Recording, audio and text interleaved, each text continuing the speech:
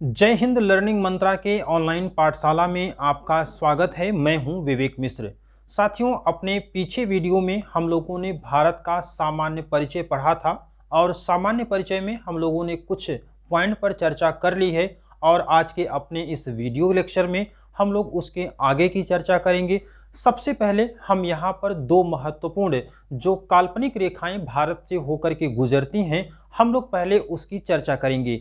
लेकिन यहाँ पर उन दोनों की चर्चा करें, सबसे पहले हम लोगों को जानने की आवश्यकता है कि आखिर वो दोनों काल्पनिक रेखाएं कौन कौन सी होती हैं। तो यहाँ पर हम एक हेडिंग बनाते हैं, वो काल्पनिक रेखाएं या इमेजिनरी लाइन कहा जाता है, काल्पनिक रेखाएं जो भारत से होकर के गुजरती हैं। तो इसमें आपको दो महत्वपूर्ण रेखाएं मिलती हैं। एक को हम लोग कहते हैं, एक रेखा को हम लोग कहेंगे कर्क रेखा या इसी को हम लोग कहेंगे ट्रॉपिक ऑफ कैंसर, और दूसरे को हम लोग कहते हैं भारतीय मानक समय रेखा या इंडियन स्टैंडर्ड टाइमलाइन। हम लोगों को इन दो बातों को देखना है। वैसे ये दोनों भी पॉइंट आपके लिए महत्वपूर्ण भी हैं और आसान भी हैं। ज़्यादा संभावना है कि आप इसको जानते भी होंगे और आपको याद भी होगा, लेकिन क्लास की परंपरा के अनुसार हमको इस पॉइंट को भी टच करना है और इसको हम अपने हिसाब से भी एक बार आपको बताएंगे। तो यहाँ पर आप देख रहे हैं कि भारत का मैप है और भारत के सामान्य परिचय के जो पहला पॉइंट हमने बताया था कि भारत की लोकेशन कहाँ पर है, तो भारत की लोकेशन के लिए हमने आपको बताया था कि भारत कहाँ पर है। ये 0 डिग्री है और 0 डिग्री अक्षांश रेखा से 0 डिग्री अक्षांश रेखा से तकरीबन 876 किलोमीटर जब हम जाते हैं ऊपर की तरफ यानी कि नॉर्थ में, तब यहाँ पर भारत की शुरुआत आपको देखने को मिलती है। तो यहाँ पर जो आप पॉइंट ये देख रहे हैं, यहाँ से जब हम आगे बढ़ेंगे तो यहाँ पर आपको मिला था कितना, 8 डिग्री 4 मिनट, और 8 डिग्री 4 मिनट जब आपको यहाँ पर मिला था, इसके नीचे आप जानते हैं कि ये 0 डिग्री है। तो इसका मतलब ये है कि 0 से हम यहाँ पर जब 8 डिग्री 4 मिनट यानी कन्याकुमारी पर पहुँचे हैं, तो उसके ऊपर जब हम बढ़ेंगे तो अक्षांशों की जो संख्या है वो बढ़ती जाएगी और बढ़ते बढ़ते हम कहाँ तक पहुँच जाएंगे। आप जानते हैं कि जो कर्क रेखा है, ये कर्क रेखा को हम क्या बोलते हैं, इसको हम लोग बोलते हैं 23.5 डिग्री नॉर्थ लैटीट्यूड। तो 23.5 डिग्री नॉर्थ लैटीट्यूड हम लोगों को प्राप्त करना है। तो यहाँ से 8 डिग्री 4 मिनट से जब हम ऊपर बढ़ते जाएंगे तो हमें ये समझना है कि आखिर ये वाली लाइन यानी कि 23rd हाफ नॉर्थ लैटीट्यूड कहाँ पर मिलेगा, तो वो हम लोगों को देखना है। अब आप अपने एटलस में जो भारत का मानचित्र आपने खोला है या आपके सामने जो मैप लगा है, आप मेरे साथ यहाँ पर बढ़िए। यहाँ पर लिखा है आपको कच्छ की खाड़ी, और कच्छ की खाड़ी के ठीक नीचे है आपको 22, और इसके ऊपर यहाँ पर है आपको 23.5 डिग्री नॉर्थ लैटीट्यूड, ये भी नॉर्थ होगा। अब यहाँ पर जब 23.5 डिग्री नॉर्थ लैटीट्यूड आपको मिल गया है, तो इसका मतलब है कि हमने कर्क रेखा को प्राप्त कर लिया। अब कर्क रेखा को आप जब देखेंगे अपने मानचित्र पर, तो यहाँ पर आपको डॉटेड लाइन बहुत हल्की सी आपको दिख जाएगी, और इसको आपको इस तरह से मानचित्र का आप मोह माया मत करिएगा, इसी तरीके से आप इसको अपने एटलस पर बनाते चलिए। जैसे आप ये पूरा बनाएंगे तो आपको फिर यहाँ पर कर्क रेखा लिखा मिलेगा और यहाँ पर भी आपको 23.5 मिलेगा, यहाँ पर भी आपको कर्क रेखा मिलेगा और 23.5 डिग्री यहाँ पर आपको लिखा मिल जाएगा। मतलब क्या हो गया कि 23.5 डिग्री कर्क रेखा जो है उत्तरी अक्षांश में, ये भारत से होकर के गुजरती है। और ध्यान से आप देखिए तो भारत को लगभग ये 2 बराबर भागों में डिवाइड भी करती है। तो यहाँ से सवाल आपसे पूछा जा सकता है, एक बहुत आसान सवाल, कि भारत को ठीक बराबर 2 भागों में अक्षांश रेखा कौन सी डिवाइड करती है। तो आंसर आपका होगा कर्क रेखा या ट्रॉपिक ऑफ कैंसर, जो कि 23.5 डिग्री उत्तरी अक्षांश रेखा होती है। इसके बाद दूसरा सवाल जो बनता है, आपसे पूछा जाएगा कि इसमें कर्क रेखा या ट्रॉपिक ऑफ कैंसर कितने राज्यों से होकर के गुजरती है। तो नंबर ऑफ स्टेट अगर पूछा जाएगा तो आंसर आपका 8 स्टेट होगा। लेकिन कभी कभी आपसे पूछा जाता है कि निम्नलिखित में से कौन कौन से राज्यों से कर्क रेखा होकर के गुजरती है, या आपसे ये भी पूछा जा सकता है कि निम्नलिखित में से किन किन राज्यों से होकर कर्क रेखा नहीं गुजरती है। तो इसके लिए हो सकता है कि आपके पास कोई ट्रिक हो, कोई जादू हो, लेकिन उन ट्रिक और जादू को भी आपको रटना पड़ेगा। आपको ये समझना पड़ेगा कि ये वाला कोड नंबर हमने या ये वाला जुगाड़ हमने किस पॉइंट को याद करने के लिए बनाया था। तो यहाँ पर आपको यही समझना है कि आखिर ये कौन कौन से स्टेट से होकर के गुजरती है। इसको आप समझें तो उसके पहले अगर हम ये चीज़ समझ लें कि आखिर भारत में जितने भी स्टेट हैं उन सभी की लोकेशन कहाँ पर है। एक बार आप मेरे साथ यहाँ पर आप देखिए तो आपको बहुत सारी चीज़ें क्लियर होंगी। आपको पता होगा कि भारत में कितने राज्य हैं, राज्य कहाँ कहाँ हैं, लेकिन जब तक ये आपके माइंड में फोकस नहीं करेगा कि कौन कौन से राज्य की लोकेशन कहाँ है।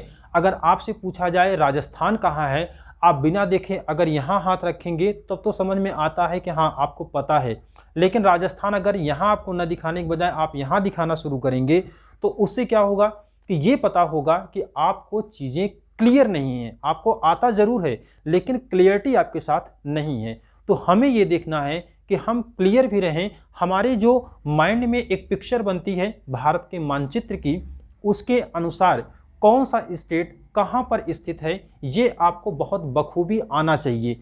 और इसके लिए आपको रटना नहीं है, आपको कुछ भी नहीं करना है। सिर्फ और सिर्फ आप एक हफ्ते भर कंटिन्यूसली आप मैप को फॉलो करिए। आप जहाँ ज़्यादा समय बिताते हैं आप वहाँ पर रखिए, मैप को टांगिए, आपको सारी चीज़ें क्लियर हो जाएंगी। एक बार मैं आपको शुरुआत करता हूँ। यहाँ पर आप देखेंगे तो लद्दाख नाम का यूनियन टेरिटरी है। इसके बाद यहाँ देखेंगे तो जम्मू कश्मीर है। फिर यहाँ लद्दाख और जम्मू कश्मीर केंद्र शासित प्रदेश के बाद यहाँ पर आपको हिमाचल प्रदेश, उत्तराखंड मिलेगा।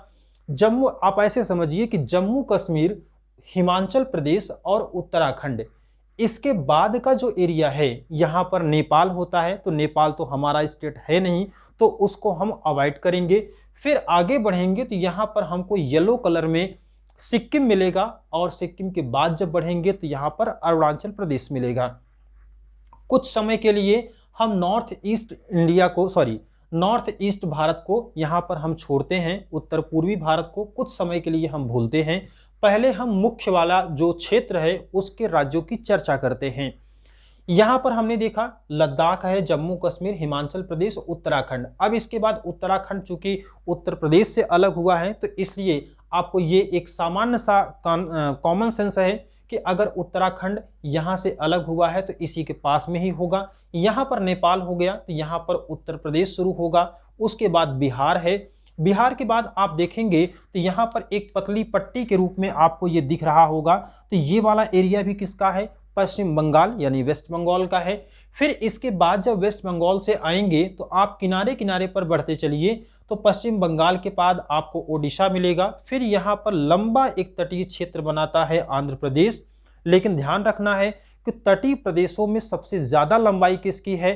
तो वो है गुजरात की, उसके बाद आता है आंध्र प्रदेश। इस पॉइंट को आप मिस मत करिएगा। इसके बाद आंध्र प्रदेश से बढ़ेंगे तो हमको यहाँ पर तमिलनाडु, फिर उसके बाद केरल, इसके बाद कर्नाटक और फिर यहाँ पर गोवा मिलेगा। गोवा से ऊपर बढ़ेंगे तो महाराष्ट्र और फिर उसके बाद यहाँ पर गुजरात मिलेगा। फिर यहाँ पर राजस्थान और पंजाब मिलेगा। तो ये हमने पूरा सर्कल वाला एरिया देख लिया, कौन कौन सा स्टेट यहाँ पर मौजूद है। इसके बाद अब आपको थोड़ा सा और समझना है जो इंटरनल हैं।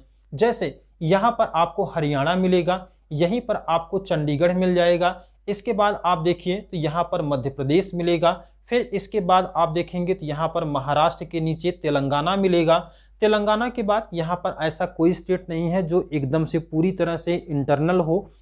इसके बाद यहाँ पर छत्तीसगढ़ मिलेगा, झारखंड मिलेगा और उसके बाद अब जब आप आएंगे पूर्वोत्तर भारत में, तो यहाँ पर असम मिलेगा, मेघालय, त्रिपुरा, मिजोरम, मणिपुर, नागालैंड, अरुणाचल प्रदेश।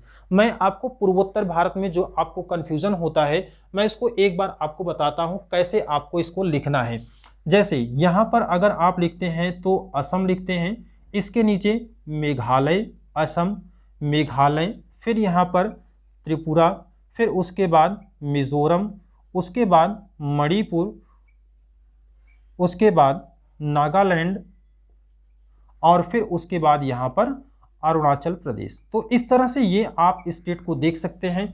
पूर्वोत्तर भारत को हम लोग 7 सिस्टर भी कहते हैं, आप इसको देख भी सकते हैं। कुल यहाँ पर 7 राज्य हैं, 2 हो गया, 3 है, ये चौथा है, 5वां है, 6वां है और ये 7वां है। तो इसको हम लोग 7 सिस्टर के नाम से भी जाने जाते हैं।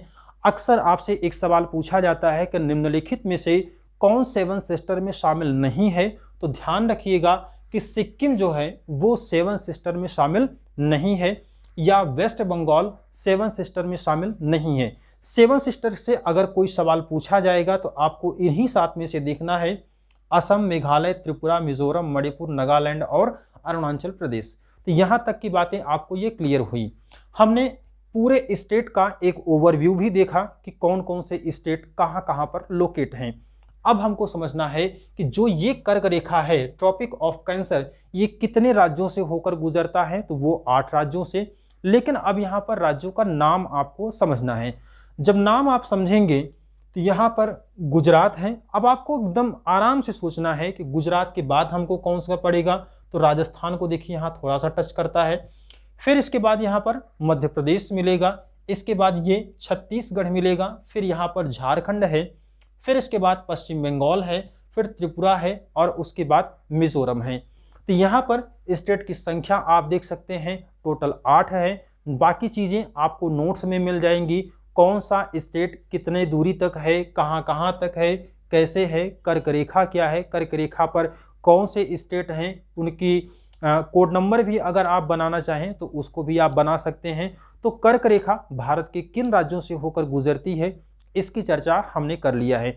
अगर आपको इसमें कोई डाउट होता है इस पॉइंट में, तो आप उसको हमें मैसेज कर सकते हैं। अब बढ़ते हैं हम दूसरे पॉइंट की तरफ, और हमारा जो दूसरा पॉइंट है वो है भारत का मानक समय रेखा, इंडियन स्टैंडर्ड टाइम लाइन की हम लोग बात करेंगे। एक चीज आपको बताना है कि ये जो भारत का मानक समय रेखा है, ये भारतीय मानक समय रेखा को हम लोग किस नाम से जानते हैं, या हम लोग अगर अक्षांश के दृष्टिकोण से देखें तो ये किस अक्षांश पर पड़ता है या किस देशांतर पर पड़ता है। ये सवाल पूछने का मकसद मेरा यही है कि आपसे अगर पूछा जाए कि हम समय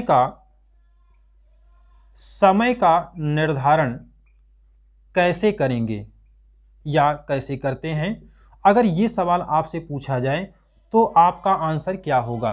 तो मानक समय को निर्धारित करने के लिए हमको अक्षांश नहीं बल्कि देशांतर रेखाओं की आवश्यकता होती है। तो हम देशांतर रेखाओं के आधार पर मानक समय का निर्धारण करते हैं, चाहे हम वो किसी भी देश के बारे में चर्चा करें। लेकिन अगर कहीं पर हमें लोकेशन दिखानी होती है या कहीं पर हमको दूरी की बात करनी होती है, तो उसके लिए हम लोग क्या करते हैं, लैटिट्यूड का प्रयोग करते हैं। तो ये चीज़ आप थोड़ा सा कंफर्म रहिएगा, क्योंकि एक सवाल यहाँ पर भी बनता है कि आखिर समय का निर्धारण करने के लिए हम कौन सी इमेजिनरी लाइन का प्रयोग करते हैं, तो वो होगा लॉन्गिट्यूड, और यहाँ पर अगर आपको लोकेशन बताना होगा तो वो होगा लैटिट्यूड। अब हम लोगों को इसी देशांतर रेखाओं के आधार पर भारत के रेफरेंस में देखना है कि कौन सी देशांतर रेखा है जो भारत के मानक समय को डिसाइड करती है। तो भारत के मानक समय को हम लोग समझें, लेकिन उससे पहले अगर हम लोग विश्व के मानक समय के निर्धारण को समझते हैं तो यहाँ पर आपको एक चीज़ कंफर्म होती है कि जैसे हमने यहाँ पर ये ग्लोब बनाया है, यहाँ पर आपने देखा था कि 0 डिग्री देशांतर रेखा है। अब इसी के आधार पर जो 24 समय जोन बनाए गए हैं, 24 टाइम जोन हैं पूरे पृथ्वी पर, तो वो 15-15 डिग्री के अंतराल पर बने हैं। अब यहाँ पर जो आप 0 से जब बढ़ना शुरू करेंगे तो जो पहला समय जोन है वो होता है 7.5 डिग्री, 7 डिग्री, 7 डिग्री 30 मिनट यहाँ और 7 डिग्री 30 मिनट यहाँ, यानी कि टोटल दोनों को मिलाएंगे तो कितना होता है 15 डिग्री पर। तो 15 डिग्री के अंतराल पर पहला टाइम जोन कितने पर बनेगा, 7.5 पूर्व में और 7.5 पश्चिम में। इसका मतलब जब दोनों को मिलाएंगे तो 15 होगा और इसी 15 को हम लोग एक टाइम जोन कहते हैं जो कि 1 घंटे के बराबर होता है। चूँकि आप जानते हैं कि पृथ्वी कुल 360 डिग्री घूमती है और 24 घंटे का समय लेती है। तो इस तरह से पूरा का पूरा जो टाइम जोन बनेगा वो 24 टाइम जोन बनेगा, 1-1 घंटे का टाइम जोन बनता है।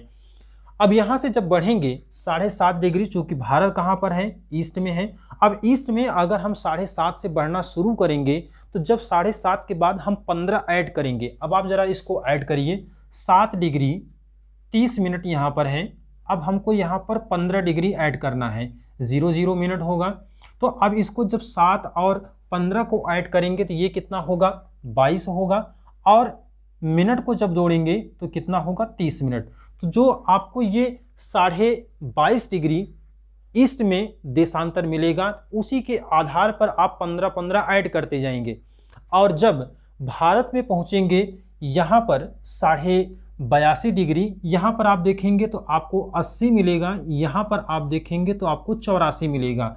करीब करीब इन दोनों के बीच में ही होगा। तो इस तरह से आप एक लाइन और ड्रॉ करेंगे जो कि आपके लिए भारत का मानक समय बताता है। तो भारत के मानक समय से कौन कौन सी रेखाएं गुजरती हैं और कौन कौन से वहां पर राज्य स्थित हैं, ये सवाल आपसे पूछा जाता है। लेकिन भारत के लिए मानक समय रेखा कौन सी है, तो वो होती है 82.5 डिग्री पूर्वी देशांतर रेखा। यहाँ पर आपको 82.5 डिग्री पूर्वी देशांतर रेखा जो है वो भारत के मानक समय के रूप में डिसाइड होती है, निर्धारित होती है। तो जो भारत का मानक समय है, एक सवाल तो आपको यहीं से बनेगा कि भारत का मानक समय कहाँ पर होता है, तो वो आप बताएंगे, उस लाइन का नाम क्या होगा। तो 82.5 डिग्री पूर्वी देशांतर रेखा, पूर्वी को आप ध्यान रखिएगा चूँकि ऑप्शन में आपको पश्चिमी भी दिया रहेगा, लेकिन जब हम ग्लोब के आगे बढ़ते हैं तो ये पूर्वी देशांतर होता है, इसलिए हम भारत के रेफरेंस में 82.5 डिग्री पूर्वी देशांतर रेखा लेंगे। अब जो आपकी परीक्षा में दूसरा सवाल बनता है कि मानक समय कितने राज्यों से होकर के गुजरती है, तो उसकी हम लोग चर्चा करें। तो यहाँ पर आप देख सकते हैं कि ये लाइन जहाँ जहाँ से होकर के गुजरती है उसी को आपको ध्यान में रखना है। जैसे उत्तर प्रदेश से फिर एमपी से गुजरती है, यूपी, एमपी, छत्तीसगढ़, उड़ीसा और आंध्र प्रदेश। इसको अगर आप लिखेंगे तो आप यहाँ पर देखिए कौन कौन से स्टेट से होकर के भारत की मानक समय रेखा गुजरती है, तो वो आपको देखना है यूपी से, एमपी से, छत्तीसगढ़ से, उड़ीसा से और उसके बाद आंध्र प्रदेश से। तो इस तरह से आप देखेंगे तो कुल 5 राज्यों से भारत की मानक समय रेखा गुजरती है। अब एक सवाल आपसे और पूछा जाता है कि भारत की मानक समय रेखा कहाँ से गुजरती है, पर्टिकुलर जगह का नाम अगर पूछा जाए तो वो आप नैनी लगाएंगे या फिर मिर्ज़ापुर लगाएंगे। वैसे एक सवाल आप यहाँ पर और देख सकते हैं, मैं आपको बहुत क्लियरली बताऊं कि कर्क रेखा और मानक समय रेखा दोनों एक दूसरे को एक जगह पर काटते हैं, तो वो दोनों एक दूसरे को छत्तीसगढ़ के जगदलपुर नामक स्थान पर एक दूसरे को क्रॉस करते हैं। ये सवाल थोड़ा सा यूनिक है, आपकी परीक्षाओं के लिए महत्वपूर्ण हो सकता है। तो यहाँ तक हम लोगों ने देखा कि कौन कौन सी मानक समय रेखा भारत से होकर के गुजरती है, कर्क रेखा और भारत की मानक समय। इन सारी काल्पनिक रेखाओं को आप बहुत ईजिली समझ गए होंगे, मुझे पूरा विश्वास है। फिर भी अगर डाउट है तो आप मुझे कॉल करके या मैसेज करके पूछ सकते हैं। अब हम लोग पढ़ते हैं अगले पॉइंट की तरफ अपने। तो भारत की सीमाएं कहाँ कहाँ से लगती हैं, हम लोग इसकी बात करते हैं। भारत की सीमाएं, भारत की सीमाओं को हम लोग सबसे पहले 2 पार्ट में डिवाइड करेंगे। ये मैं आपको सिर्फ एक आउटलाइन बता रहा हूँ, आप बहुत आसानी से समझ जाएंगे। भारत की सीमाएं जो हैं वो हम लोग 2 पार्ट में पहले डिवाइड करेंगे। एक को हम लोग कहेंगे स्थलीय सीमा और दूसरे को हम लोग कहेंगे जलीय सीमा। एक को हमने क्या कहा, स्थलीय सीमा, और दूसरे को हमने कहा जलीय सीमा।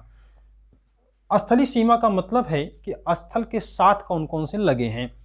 तो अगर स्थलीय सीमा को भी देखेंगे तो इसको भी हम दो पार्ट में डिवाइड करेंगे। एक को हम लोग कहते हैं अंतरराष्ट्रीय सीमाएं, एक को कहेंगे अंतरराष्ट्रीय सीमा और दूसरे को कहेंगे अंतरराज्यीय सीमा। दूसरे को कहेंगे अंतरराज्यीय सीमा। अब जलीय सीमा का मतलब ये वाला एरिया है। कौन सा एरिया? जो पश्चिम बंगाल की खाड़ी और अरब सागर के साथ मिला है उसको हम लोग कहेंगे जलीय सीमा। और जो ये ऊपर वाला एरिया है इसको हम लोग क्या कहते हैं? स्थलीय सीमा। अब यहाँ पर जलीय सीमा का मतलब आप समझ गए। स्थलीय सीमा में हम लोगों ने दो पार्ट में इसको डिवाइड किया। एक को हमने अंतरराष्ट्रीय सीमा कहा, दूसरे को हमने अंतरराज्यीय सीमा कहा। तो जो ये अंतरराष्ट्रीय सीमा है इसका मतलब है कि विदेशों के साथ लगने वाली सीमा, विदेशों के साथ लगने वाली सीमा, विदेशों के साथ लगने वाली सीमा की जिक्र हम लोग यहाँ करेंगे। और अंतरराज्यीय सीमा का मतलब है कि एक राज्य का दूसरे राज्य के साथ, एक राज्य का दूसरे राज्य के साथ कैसा संबंध है और वहां पर उनकी सीमाएं कहाँ लगती हैं, ये आपको अंतरराज्यीय सीमा में देखा जाएगा। जलीय सीमा के अंतर्गत हम एक पड़ोसी देश अपना देख सकते हैं जिसमें श्रीलंका का नाम आपके लिए महत्वपूर्ण है। अब इतनी बात जब आप समझे हैं तो अब हमको चलना है अपने मानचित्र पर और वहाँ पर हमको ये सारी बातें जो अभी कुछ समय पहले हम लोग देख रहे थे कौन कौन से स्टेट हैं, तो बेसिकली वहाँ पर उसको बताने का मेरा मकसद यही था ताकि जब हम सीमाएं पढ़ें तो वहाँ पर आप बहुत अच्छे से समझें। तो यहाँ पर हम लोग देखते हैं कौन कौन से सीमाएं हैं अंतर्राष्ट्रीय में और कौन कौन सी हैं अंतर्राज्यीय में। तो सबसे पहले हम लोग शुरुआत करते हैं अंतर्राष्ट्रीय सीमाओं की। तो अंतर्राष्ट्रीय सीमाओं में कौन कौन सा स्टेट आपको मिलेगा अंतर्राष्ट्रीय सीमा पर स्थित, तो यहाँ से हम लोग शुरुआत करते हैं और सबसे पहले देखते हैं कि जो भारत का ये वाला एरिया है यहाँ पर कौन सा देश है। यहाँ पर देखिए मैं आपको एक आउटलाइन बना रहा हूँ, यहाँ से आप देखेंगे तो ये वाला जो पूरा एरिया है ये किसका है? ये पाकिस्तान का एरिया है। कहने का मतलब हो गया कि जब यहाँ से हम लोग आगे बढ़ेंगे तो ये पूरा का पूरा एरिया जो है वो किसके साथ सीमा बनाता है? तो ये पूरा एरिया ये पूरा एरिया पाकिस्तान के साथ सीमा बनाता है, जो जम्मू कश्मीर से शुरू करता है। जम्मू कश्मीर में यहाँ पर सबसे पहले, अब आप यूनियन टेरिटरी बन गया है जम्मू कश्मीर, तो यहाँ पर लद्दाख देखेंगे, जम्मू और कश्मीर देखेंगे, फिर इसके बाद आप यहाँ पर पंजाब देखेंगे, राजस्थान, और उसके बाद यहाँ पर गुजरात देखेंगे। तो गुजरात, राजस्थान, पंजाब, जम्मू कश्मीर और लद्दाख ये जो हैं पाकिस्तान के साथ सीमा बनाते हैं। अब यहाँ पर कौन कौन से स्टेट हैं ध्यान आपको भी ये रखना है, क्योंकि सवाल यहाँ से नए वाले अब यही बनेंगे। कितने स्टेट हैं? एक हो गया गुजरात, दो हुआ राजस्थान, तीसरा हुआ पंजाब। तो अब जो पहले 4 स्टेट हुआ करते थे अब वो 3 स्टेट और 2 केंद्र शासित प्रदेश हुए, गुजरात, राजस्थान, पंजाब, ये पाकिस्तान के साथ, और 2 यूनियन टेरिटरी हैं जिसमें जम्मू कश्मीर और लद्दाख हैं। अब इसके बाद आगे बढ़ेंगे तो यहाँ पर एक बहुत छोटा सा है अफगानिस्तान का। तो अफगानिस्तान का जो एरिया है वो मात्र 106 किलोमीटर का है, तो सबसे छोटी सीमा बनाता है। और अब सीमा किसके साथ बनाता है? तो वो सिर्फ और सिर्फ लद्दाख के साथ बनाता है, जो कि भारत का एक यूनियन टेरिटरी है। यहाँ तक की बातें कंफर्म है। अब इसके बाद जब हम आगे बढ़ेंगे तो आपको यहाँ पर चाइना वाला एरिया मिलेगा। तो चाइना वाला एरिया में कौन कौन सा एरिया पड़ेगा? तो यहाँ पर अब जम्मू कश्मीर नहीं पड़ेगा, बल्कि पूरा का पूरा कौन पड़ेगा? लद्दाख पड़ेगा। और लद्दाख के बाद आप देखिए तो यहाँ पर हिमाचल प्रदेश, यहाँ पर उत्तराखंड है। फिर इसके बाद जब आप आगे बढ़िएगा तो यहाँ पर आपको सिक्किम मिलेगा, फिर इसके बाद अरुणाचल प्रदेश मिलेगा। तो ये सीमा किसके साथ बनाता है? ये आपका चाइना के साथ बनाएगा। फिर इसके बाद बीच में एक नेपाल आता है, ये नेपाल किसके साथ सीमा बनाएगा? तो यहाँ पर उत्तराखंड में, यहाँ उत्तर प्रदेश, फिर यहाँ बिहार, थोड़ी सी सीमा वेस्ट बंगाल, और उसके बाद सिक्किम के साथ सीमा बनाएगा। फिर इसके बाद छोटा सा एक पड़ोसी देश है जिसका नाम भूटान है, राजधानी इसकी थिम्पू है। तो भूटान के साथ कौन कौन से स्टेट बनाएंगे सीमा? तो सिक्किम बनाता है, यहाँ पर वेस्ट बंगाल बनाएगा, फिर इसके बाद असम और उसके बाद अरुणाचल प्रदेश। फिर यहाँ पर हम लोगों ने चाइना तक की बात कर लिया था। अब आगे जब आप बढ़ेंगे तो यहाँ पर आपको म्यांमार मिलेगा। तो म्यांमार अरुणाचल प्रदेश, नागालैंड, मणिपुर, मिजोरम के साथ यहाँ पर ये सीमा बनाता है। फिर इसके बाद यहाँ पर बांग्लादेश आपको मिलेगा। तो बांग्लादेश किसके किसके साथ सीमा बनाएगा? तो यहाँ पर मिजोरम के साथ, त्रिपुरा के साथ, असम के साथ, मेघालय है, फिर यहाँ पर आपका वेस्ट बंगाल है। तो इस तरह से आप देखेंगे तो पूरी की पूरी सीमाएं आपको मिल गई। फिर यहाँ पर एक स्टेट आपका तमिलनाडु है जो श्रीलंका के साथ सीमा बनाता है, ये जली में इसके पड़ोसी है। इसका हम लोग एक और मैप देखेंगे जूम करके, थोड़ा सा यहाँ से सवाल आपको बन सकता है, कंसेप्ट आपका मेंटेन हो सकता है, तो इसलिए हम लोग इस वाले पार्ट को थोड़ा सा और बेहतर तरीके से आगे देखेंगे। तो यहाँ पर आपने जितनी भी सीमाएं देखी वो सारी की सारी सीमाएं किसकी हैं? स्थलीय सीमा है और अंतर्राष्ट्रीय सीमा है। दूसरा अब पॉइंट यहाँ पर आपको समझना है कि कौन कौन सी यहाँ पर अंतर्राज्यीय सीमा है। मैं एक स्टेट का आपको बताता हूँ, उसी के आधार पर आप सारे को कवर करिएगा। जैसे हम एग्जाम्पल लेते हैं उत्तर प्रदेश का। तो उत्तर प्रदेश का जब आप एग्जाम्पल ले रहे हैं तो इसका मतलब क्या हो गया कि उत्तर प्रदेश के साथ कौन कौन सा राज्य सीमा बनाता है, ये आपका उत्तर प्रदेश है। अब उत्तर प्रदेश के साथ सीमा बनाने वाला स्टेट कौन कौन सा है? तो यहाँ पर आप देखेंगे तो एक आपका बिहार है, दूसरा आपका झारखंड है, तीसरा आपका छत्तीसगढ़ है, चौथा आपका मध्य प्रदेश है, पांचवा आपका राजस्थान है, छठवां आपका हरियाणा है, सातवां आपका उत्तराखंड है और उसके बाद एक यहाँ पर केंद्र शासित प्रदेश दिल्ली है। तो इस तरह से इसी सीमा को हम लोग क्या कहते हैं? अंतर्राज्यीय सीमा, यानी कि एक राज्य की दूसरे राज्य के साथ क्या सीमा है उसी को हम लोग कहते हैं अंतर्राज्यीय सीमाएं। अब यहाँ पर एक आपका और बचता है, वो होता है अंतर्राज्यीय सीमाओं के बाद कौन सा बचता है? ये आपका हो गया जलीय सीमा। तो जलीय सीमा में वो स्टेट को आपको काउंट करना है जो जल यानी कि अरब सागर और बंगाल की खाड़ी के साथ सीमा बनाते हैं।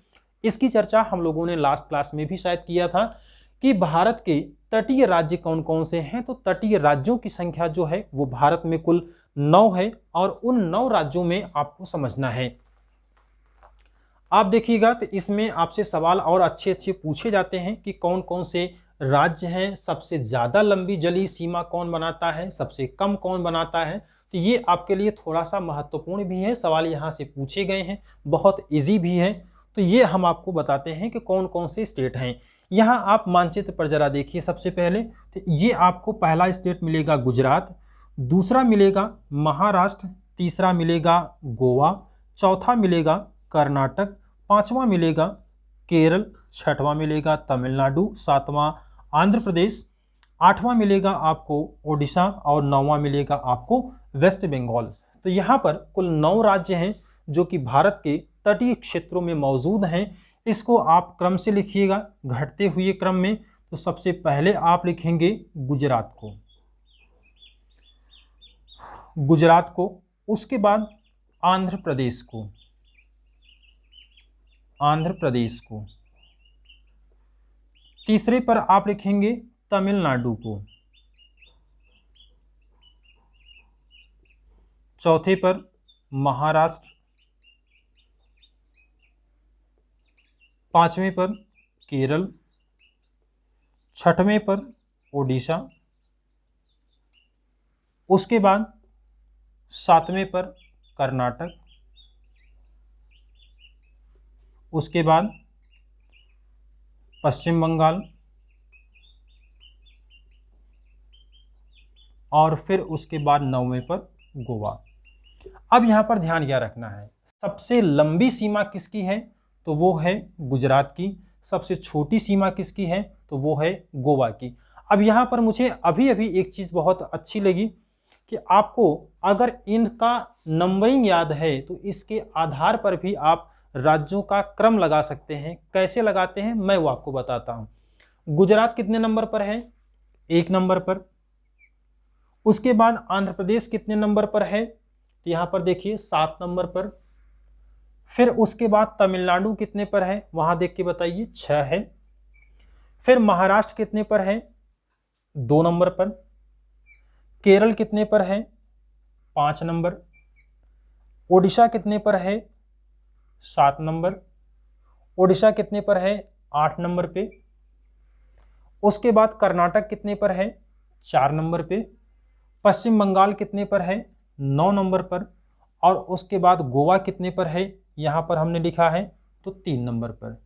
तो यहाँ पर ये अगर आपको नंबर याद है 176, या ऐसे कर सकते हैं 17, 62, 58, 493, अगर ये नंबर आपको याद है तो पूरे स्टेट का जो तटीय क्षेत्रों में मौजूद हैं और ये नंबरिंग आप अगर समझते हैं तो इसके आधार पर अब बता सकते हैं कि किस राज्य का कौन सा क्रम होगा, क्योंकि अक्सर आपसे परीक्षाओं में शुरू के 2 स्टेट को हटा दिया जाएगा, फिर आपसे पूछा जाएगा कि निम्नलिखित में से कौन सा सबसे ज़्यादा लंबी तटीय सीमा बनाता है, तो उसमें आपको कंफ्यूज नहीं होना है, फिर वहाँ पर आंसर आपका क्या हो जाएगा, तमिलनाडु। फिर यहाँ पर अब आपको कुछ चीज़ें और समझने की ज़रूरत होती है, जैसे रेडक्लिफ लाइन कहाँ पर है या मैकमोहन लाइन कहाँ पर है, भारत और चाइना के बीच में कौन कौन से डिस्प्यूट हुए हैं, तो ये सारी बातें आपको नोट्स में मैंने लिख दिया है, वो आपको मिल जाएगा, वहाँ से आप उसको एक बार रिवाइज कर लीजिएगा। और अगर आप भारत के सामान्य परिचय से कोई भी सवाल आप पूछना चाहें तो वो आप सवाल पूछ सकते हैं, उस पर आधारित जो भी आपको प्रैक्टिस सेट मिलते हों वो आप प्रैक्टिस सेट रख लीजिए, उसको आप सॉल्व करिए। कोई डाउट होता है तो आप मुझसे फ़ोन करके पूछ लीजिएगा। यहाँ आपका सामान्य परिचय वाला सेक्शन पूरी तरह से क्लियर है, कोई डाउट होगा तो उस पर भले हमें अलग से क्लास लेनी पड़े, लेकिन अब हमारा जो अगला टॉपिक होगा वो होगा भारत का भौतिक विभाजन। ये आपके लिए बेहद महत्वपूर्ण होगा, यहाँ से आपको बहुत सवाल पूछे जाते हैं। तो अगली क्लास में कल हम लोग फिर मिलेंगे, तब तक के लिए जय हिंद, वंदे मातरम।